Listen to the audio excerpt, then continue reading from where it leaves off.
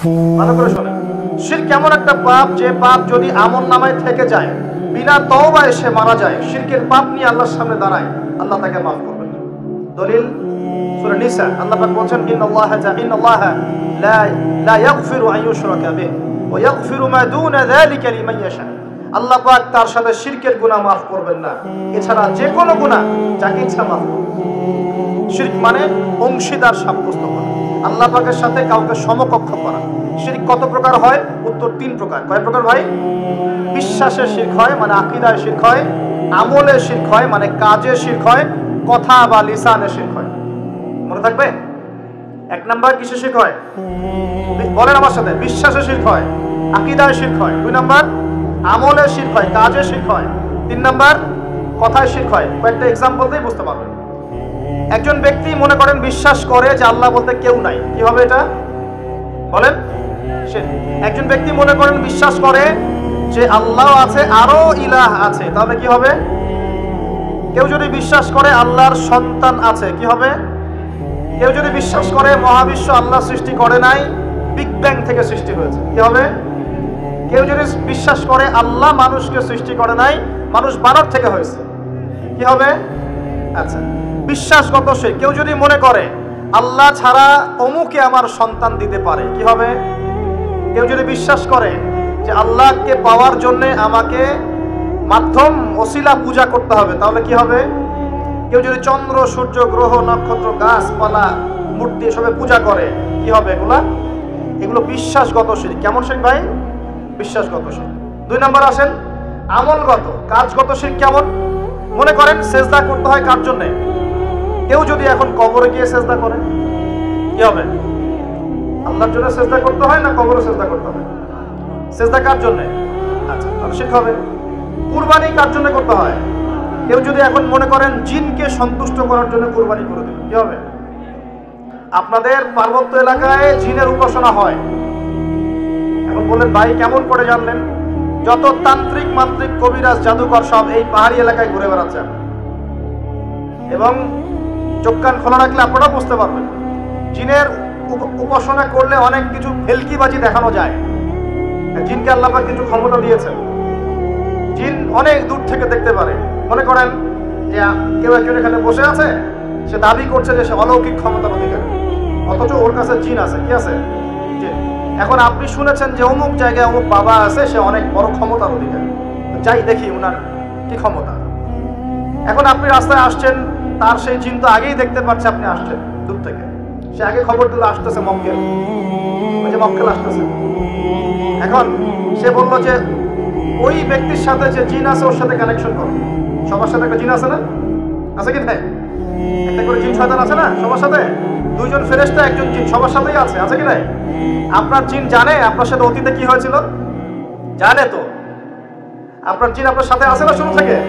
তাহলে আপনি 1 মাস আগে কি করেছেন আপনার জিন তো জানে।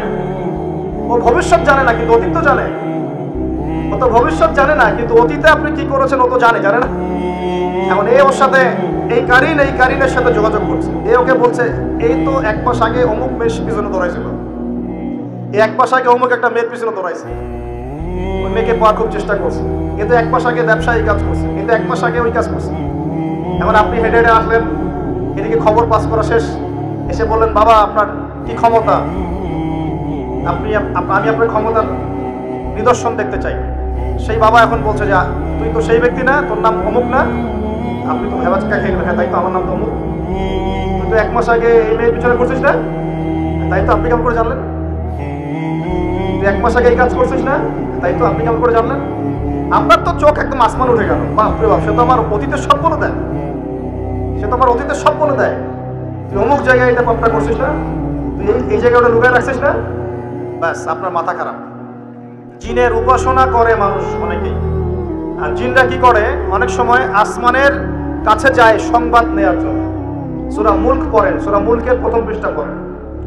আল্লাহ পাক ওদেরকে তাড়ানোর জন্য আসমানের মধ্যে এই উল্কাপিণ্ড, নক্ষত্র নিক্ষেপ করেন। রুজুমান লিশ-শায়াতিন, আল্লাহ বলেছেন এই নক্ষত্রগুলা আমি রুজুমান লিশ-শায়াতিন, শয়তানদেরকে তাড়ানোর জন্য রেখেছি। সুবহানাল্লাহ। সিজদা কার জন্য? অন্য কারোর জন্য করলে কি হবে? কুরবানি কার জন্য? অন্য কারোর জন্য করলে কি হবে? কার নামে কসম করতে হয়? যদি অন্য কারোর নামে কসম করি, এই যে এখন বাপের নামে কসম, মায়ের নামে কসম করেন কেন? কসম করা যাবে না এভাবে। মান হালাফা বিগাইরি ইসমিল্লাহি ফাকাদ কাফার, কেউ যদি আল্লাহ ছাড়া অন্য কারো নামে কসম করে সে কুফরি করবে। যদি কসম করতেই হয় আপনাকে আল্লাহরই কসম করতে হবে। যদি কসম করতে হয় কার কসম করবেন? আর আল্লাহর কসম করে কি মিথ্যা বলতে পারবেন? মিথ্যা বললে তখন কাফারা দেওয়া লাগবে। আচ্ছা, কাফারা কি?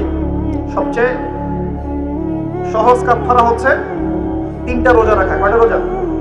দোয়া করেন কার কাছে? দোয়া কার জন্য? এখন যদি অন্য কারোর কাছে দোয়া করা শুরু করি, সন্তানকে দিবে, অন্য কারোর কাছে চাওয়া শুরু করি, মনে করেন আপনার রোগ ব্যাধি দেওয়ার ভালো করার মালিককে। যদি এখন আপনি একটা আংটি পরে মনে করেন এই আংটি আপনার রোগ ভালো করবে, কি হবে? শিরক হবে কি না? এরকম অগণিত কাজের শিরক আমরা করছি। আল্লাহ পাক আমাদের শিরক থেকে বাঁচান। ভবিষ্যতের মালিককে, সময়ের মালিককে। ভবিষ্যৎ কে জানে? রাস্তায় টিয়া পাখি দেখে ভাগ্য পরীক্ষা করছে, ও কি ভবিষ্যৎ বলতে পারবে? কিন্তু ওখানে গিয়ে হাত দেখান, শিরক হবে না? রাশিফল দেখা যায়, রাশিফল কি? রাশিফল আজকে তোমার দিনটা কেমন যাবে, কালকে তোমার দিনটা কেমন যাবে, আছে না? এগুলো বিশ্বাস করলে কি হবে? এরকম পদে পদে শিরকে নিমজ্জিত আছে। এগুলো তো গেল আমলগত শিরক, আরো অনেক শিরক আছে। আমাদের কথার মধ্যেও শিরক হয়। কিসের মধ্যে? কথার মধ্যে। যেমন আমরা বলি ডাক্তার ভালো ছিল তাহলে রোগীকে বাঁচানো যেত না, বলি কি না? অনেকে বলি না? শিরক হবে। কেউ যদি বলে যে ড্রাইভারটা ভালো ছিল না হলে গাড়ি নির্ঘাত অ্যাক্সিডেন্ট করত, কি হলো কথায়? আরেকটা বিষয় আছে, আমরা অনেক সময় ইবাদত করি মানুষকে দেখানোর জন্য। সবাই বড় দানবীর বলবে, আমাকে নামাজি বলবে, এটাও কি? এটাও শিরক। এরকম প্রচুর শিরকে আমরা নিমজ্জিত আছি। সবচেয়ে বড় যে শিরকটা এখনকার বিশ্বে চলছে সেটা হলো আল্লাহ পাকের হালালকে আমরা হারাম করে নিচ্ছি, আল্লাহর হারামকে হালাল করে নিচ্ছি। করছে কি না? বুঝতে পারছেন না মনে হয়? মাদক দ্রব্য কি হালাল না হারাম? আমরা অনেক সময় হালাল করে নিয়েছি, তাই নাই? জেনা হারাম না হালাল? আমরা এখন জেনাকে প্রমোট করছি, উস্কে দিচ্ছি। সমকামিতা হালাল না হারাম? সমকামিতার ব্যাধি ছড়িয়ে পড়েছে এখন সমাজের রন্ধ্রে রন্ধ্রে, পড়েছে না? এদেরকে আল্লাহ পাক এমন শাস্তি দিবেন যে শাস্তি আল্লাহ পাক কুল কায়নাতে কাউকে দেন নাই। কেমন শাস্তি দিবেন?